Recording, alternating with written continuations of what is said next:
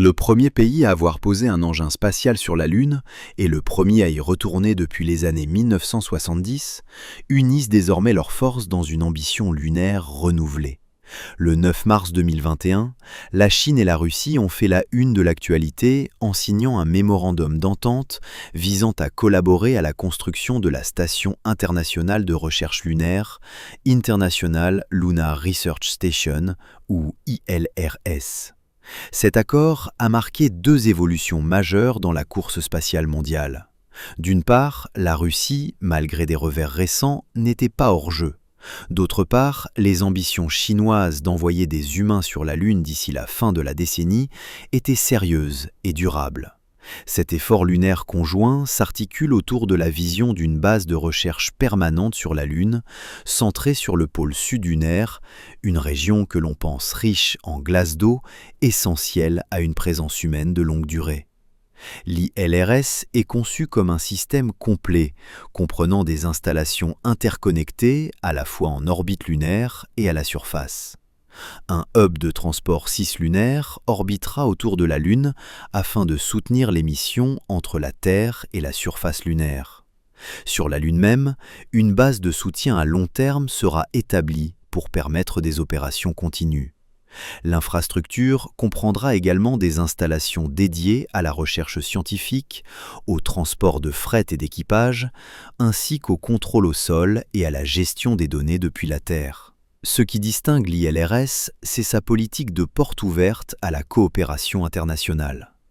La Chine et la Russie ont clairement indiqué que d'autres pays et des entités privées étaient invités à participer.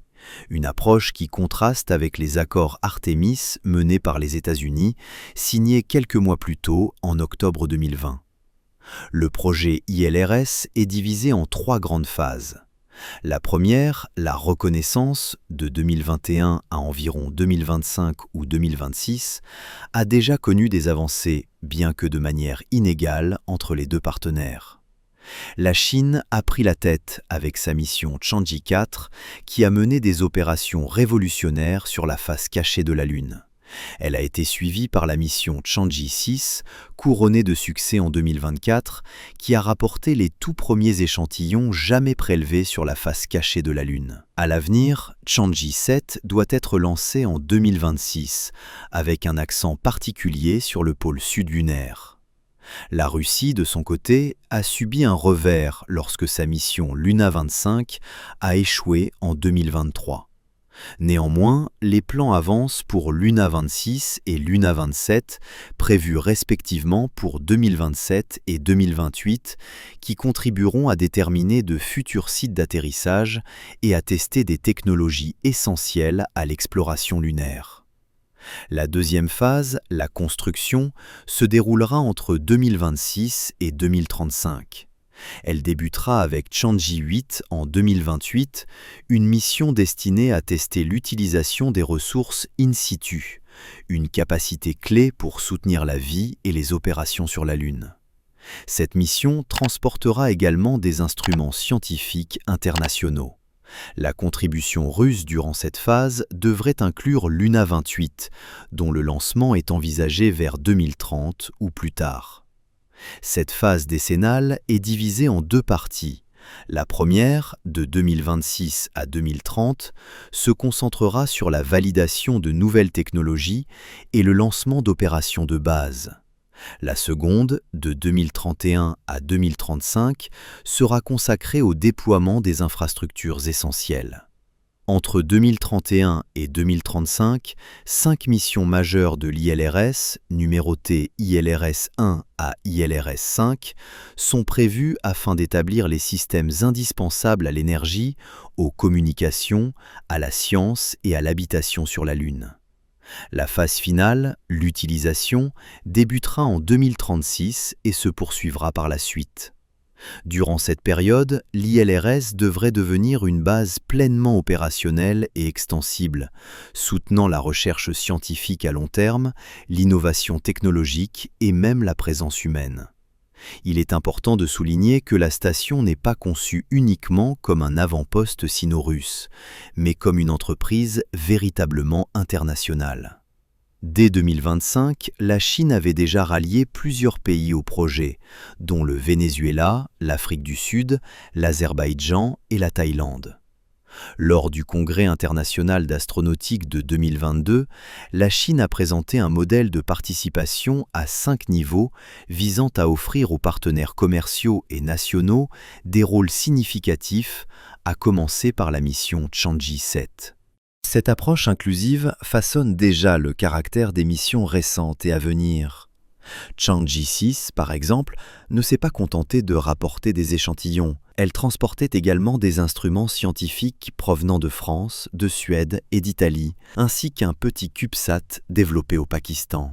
Bien que les Émirats arabes unis aient dû retirer leur rover Rashid 2 de Chang'e 7 en raison de restrictions liées au contrôle des exportations, la mission devrait néanmoins poursuivre la dynamique de coopération internationale. En vue de Chang'e 8 en 2028, la Chine a reçu plus de 30 propositions du monde entier pour les 200 kg de capacité de charge utile disponible, ce qui témoigne de l'intérêt mondial croissant pour cette initiative lunaire. En invitant activement un large éventail de pays et d'organisations à participer et en abaissant les barrières à l'entrée, la Chine positionne l'ILRS comme bien plus qu'une simple base lunaire.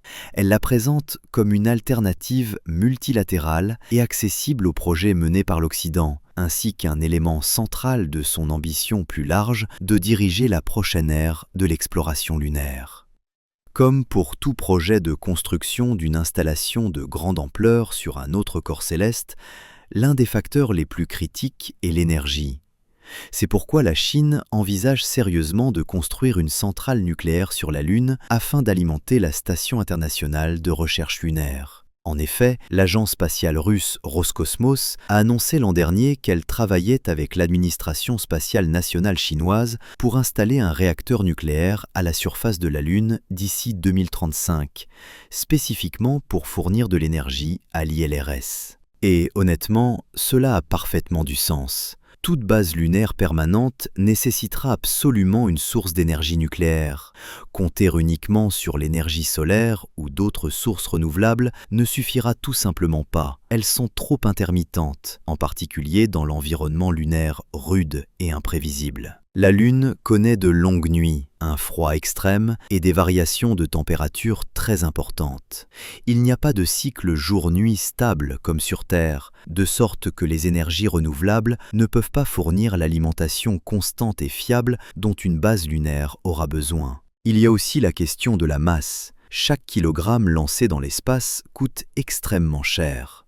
C'est pourquoi la fission de l'uranium est si attractive. La densité énergétique du combustible nucléaire est inégalée. C'est la seule solution réaliste pour fournir une puissance soutenue et élevée sans devoir lancer d'énormes quantités de carburant dans l'espace. Cependant, construire un réacteur nucléaire pour la Lune pose toute une série de défis techniques uniques. Tout d'abord, la dynamique des fluides change radicalement en faible gravité. Sur Terre, les fluides de refroidissement d'un réacteur circulent de manière prévisible, mais sur la Lune, ces schémas de circulation doivent être entièrement repensés. Il y a ensuite le problème des variations de température extrêmes de la Lune, qui peuvent atteindre plusieurs centaines de degrés entre le jour et la nuit. Cela signifie que le réacteur doit être isolé thermiquement d'une manière que les systèmes terrestres n'exigent pas. Sur Terre, la chaleur résiduelle peut être dissipée dans les océans ou les rivières, mais la Lune ne dispose d'aucun tel puits thermique. Les concepteurs devront donc trouver de nouvelles solutions pour gérer les charges thermiques dans le vide, sans atmosphère ni réservoir liquide. Le plan actuel prévoit que l'ensemble du réacteur soit assemblé sur Terre, y compris son combustible à base d'uranium, puis lancé sous une forme entièrement intégrée. Afin d'empêcher toute réaction pendant le transport, les barres de contrôle, les composants qui régulent la réaction en chaîne de fission, seraient entièrement insérés dans le cœur du réacteur. Cette configuration maintient le réacteur dans un état sous-critique et essentiellement inerte. Une fois le réacteur posé en toute sécurité sur la Lune, la séquence de démarrage pourrait être déclenchée à distance ou par des astronautes sur place. Les barres de contrôle seraient alors retirées et une petite source de neutrons, comme le californium-252, serait introduite pour initier la réaction en chaîne. Il est compréhensible que certaines personnes s'inquiètent de l'idée de lancer un réacteur nucléaire dans l'espace à bord d'une fusée chimique. Cela peut sembler risqué. Mais en réalité, c'est bien plus sûr que ce que l'on imagine. Le combustible à l'uranium 9 n'est pas dangereusement radioactif comme le combustible usé. Avant sa mise en service, il présente très peu de risques radiologiques. Même dans un scénario catastrophe, si le combustible était dispersé lors d'un accident sur Terre, il ne représenterait pas un danger sanitaire sérieux pour les personnes à proximité. De plus, les protocoles de sécurité pour le lancement de matériaux nucléaires sont déjà bien établis. La NASA dispose d'une vaste expérience dans ce domaine, notamment grâce au lancement de générateurs thermoélectriques à radioisotopes, essentiellement des batteries nucléaires, pour des missions spatiales lointaines. Historiquement, les plus grands réacteurs à fission jamais placés en orbite étaient les réacteurs soviétiques Topaz-I, qui produisaient environ 5 kW d'électricité. L'un d'eux a subi une défaillance et s'est désintégré en orbite. À ce jour, des fragments de ce réacteur, y compris son liquide de refroidissement à base de sodium, flottent encore en orbite terrestre haute sous forme de minuscules sphères métalliques. Mais comme il s'agit d'une très faible quantité de matière et qu'elle se trouve très loin de la Terre, cela ne représente aucun danger réel.